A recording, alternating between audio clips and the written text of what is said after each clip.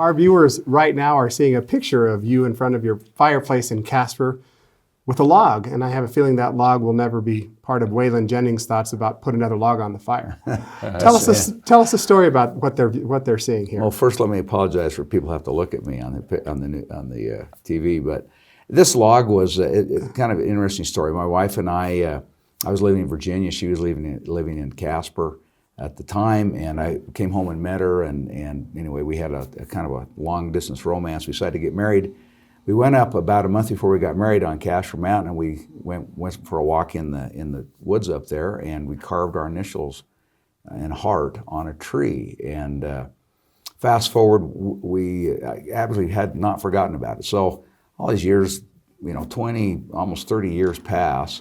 I'm helping scouts with a wood cutting project. Actually, it's an eagle project. We drug trees off the mountain, widening ski trails up there.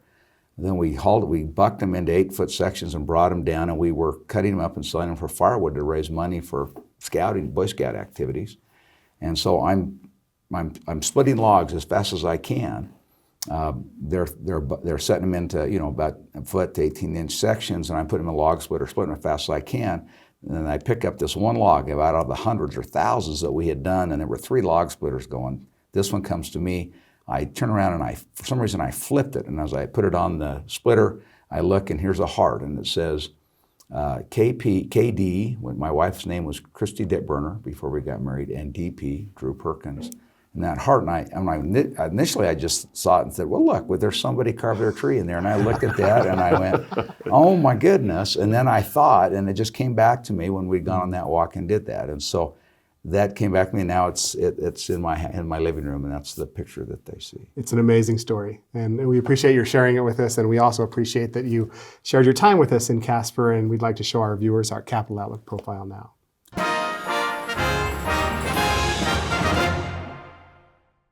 Now it's our pleasure to be joined by the Senate President, Drew Perkins. Senator Perkins, welcome to this Capital Outlook profile.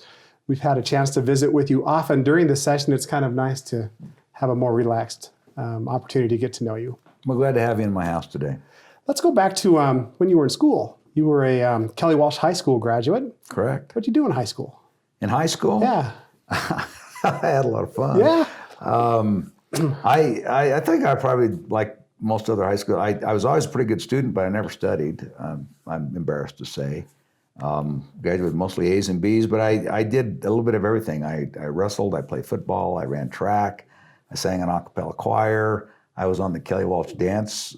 We actually had a dance team. You have a video of that? You want to share with us a little later? I don't think I do. As a matter of fact, I did a lot of things. I worked part-time. I had a great all-American childhood. You're an attorney now, and we'll talk about that a little bit later. Did you know in high school that was maybe the route vocationally you were going to go towards? Yes. I thought I wanted to be a cowboy till I was about 16, and then I thought I wanted to be an attorney. And then, as it worked out, I didn't think I was going to make it. I decided I didn't want to spend that much time in college, so I opted to be an accountant. But initially, I was, yes. And you made the decision to go to Brigham Young University. Right. And we were talking off camera. You and I were in college about the same time. Right. And I was with the good team, the Wyoming Cowboys. You were with those Devils from BYU. But I wondered, because for us as Cowboys, they were one of our great rivals, they and CSU. Mm-hmm. Was that how you thought of Wyoming? Was that the prevailing wind at BYU when you were a student there, or was it we were just kind of another game on the schedule? It was really more of another game on the schedule. I mean, there was always, everybody knew that the people in Wyoming were a little bit crazy. But the big rivalry at BYU is Utah.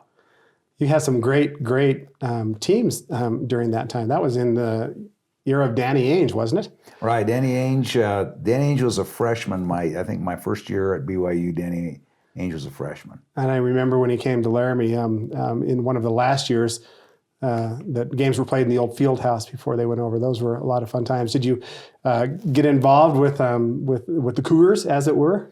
I was one of those guys that I slept in the parking lot for tickets for football.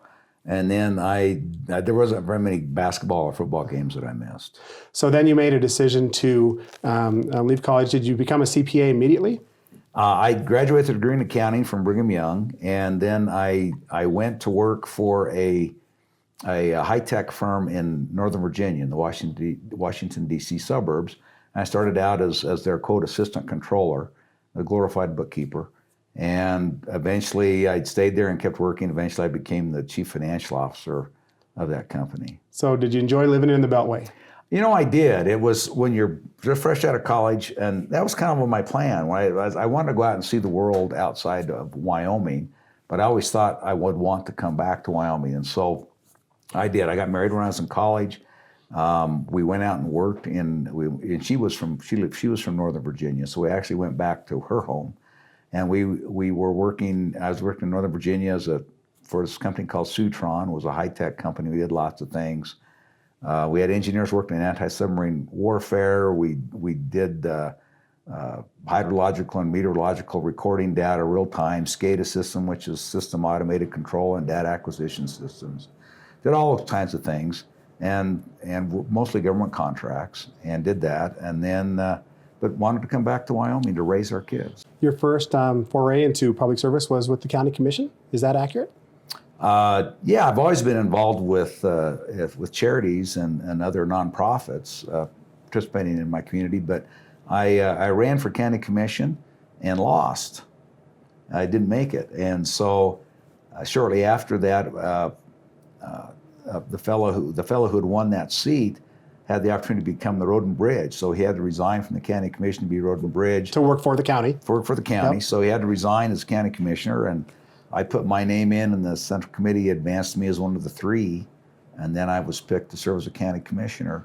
So contrast that, serving in this very local government in the county commission versus your service in the legislature. What did you learn? What were the struggles then, and how do they equate to what you're doing today? You know, in some respects, it's the same. The county commissioner is a strange mix of both executive and legislative body. You're more hands-on. Yeah, and we had our staff was one. We had a staff of one, and plus, we had a secretary. We have a county attorney who kind of sort of worked for us, and then we had one other kind of staff person who did some things for us, and that was it. So we're hands-on. So we were the fiscal managers. You make rules. You make their county resolutions. You act as the planning and zoning. You do that. You have you oversee the budget. I mean, on and on and on. And it was very hands-on and a lot of fun. Yep.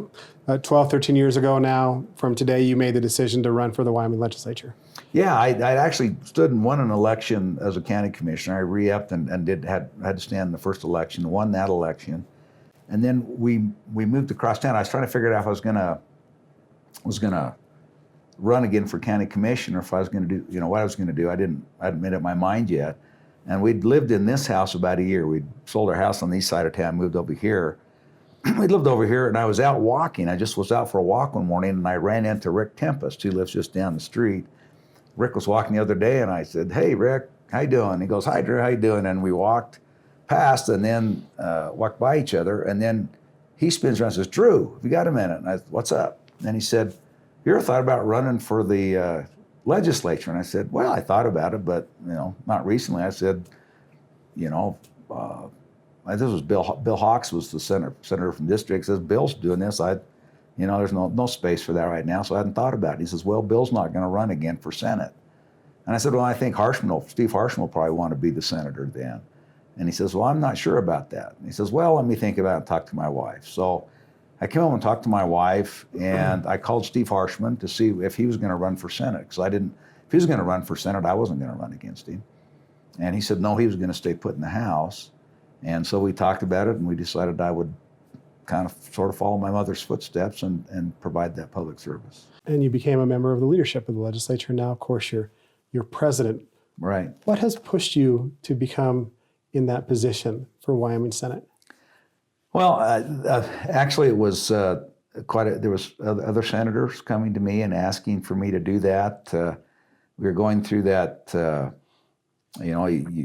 at some point, somebody has to step up and be the president and fulfill those leadership roles.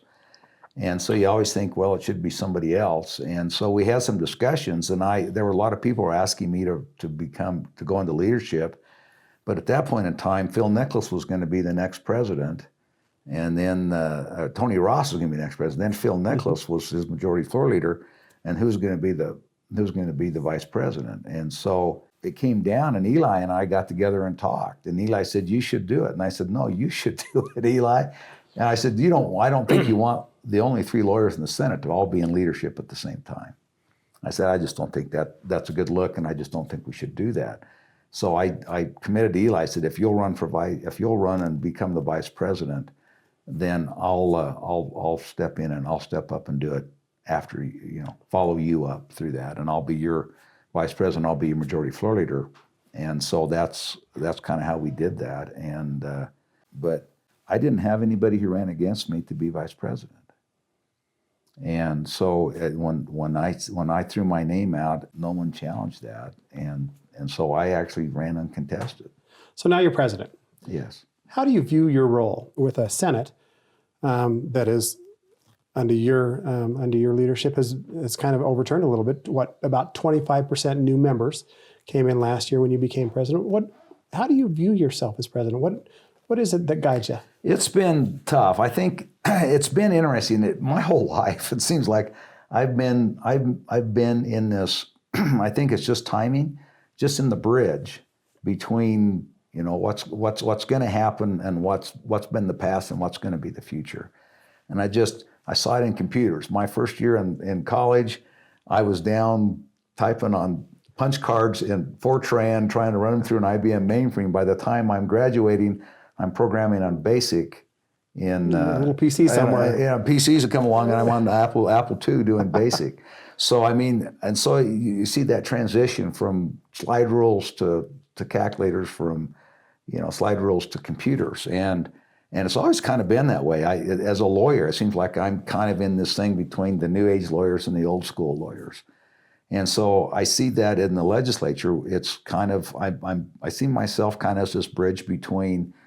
You look at the great guys that have been in the legislature for a long time. John Schiffer, who's now gone, and John Hines is still around, but John Hines was there, and so Charlie Scott, of course, has been there since statehood. But maybe before. So but you have these new young people. You've got Affie Ellis. You've got Senator Ellis. You've got Senator Nethercott. You've got Senator Agar. You've got these young, vibrant people are going to be servants for the state of Wyoming, the people of Wyoming, for a long time. And so I see it as a role as how do we get this next generation ready to step up and take over the reins for the state? And so doing that, we're trying to elevate these people into leadership roles and committee chairs and make sure that they're involved in appropriations and they're developing that skill set and experience set so they can lead Wyoming in the future. Senator Perkins on a day off, not as many maybe as you would like. Hobbies? I play too much golf. I play a lot of golf. Scratch golfer you are? No, I'm not a scratch golfer. I'm a hack, but I have a lot of fun playing. My last handicap is an 8. Probably should be more like a 12, but it's. I play a lot of golf. I have a friend, and we get up and we play when the sun comes up in the morning. So we play almost every morning, 9 holes, and we're usually done by 7:15 in the morning. So you like to hunt a little bit? So I hunt a little bit. I hunt, I fish, I chase grandkids. So I've got a granddaughter in Ogden, Utah, and a grandson in Jacksonville, Florida. We chase those, and my wife, I've been on the Boys and Girls Club of Central Wyoming for 20 years. Great group, by the way. Great group, successful. Great organization. Mm-hmm. It's been just a great privilege and honor to serve with those people and be a part of that. And then my wife and I are very active in our church, and so we do a lot of work and volunteer work in our church. Before I let you go, Senator, I want to ask you this, and we haven't talked about this before, so I don't mean to blindside you, but you're here in Casper. You're well familiar with Casper College and certainly well familiar with the University of Wyoming. There are some folks around the state who think that we need another 4-year school, that in fact in some way might enhance what happens at the University of Wyoming with some competition.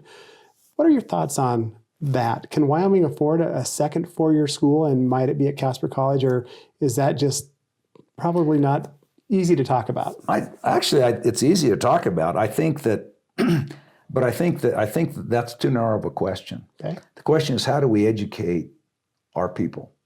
And and what you find, I think, is you look at coal as a great example. And with what's happened to coal, you look at other technologies that are disruptive things. There are tremendous disruptions that we're having across the country, across the world. I mean, with technology, everything's changing. Long story short, when you look at if the kids that are in school now, 65% of them are going to be working jobs that don't exist now. That means that there's a bunch of people who are working right now who in 10 to 15 years from now are not going to be working the same jobs they're working in. They're going to be working in jobs that don't exist now. So the question about education is, how do we teach people to learn and think critically so they can teach themselves? And then how do we train them so that when these disruptions happen, that they occur, that we can retrain and retrench and get them back to work and get them back being productive in society very quickly. Well, we look forward to our visits with you each week, Senator. I really appreciate our time with you, and we can't thank you enough for joining us on this profile. It's been my pleasure. Thank you, Craig.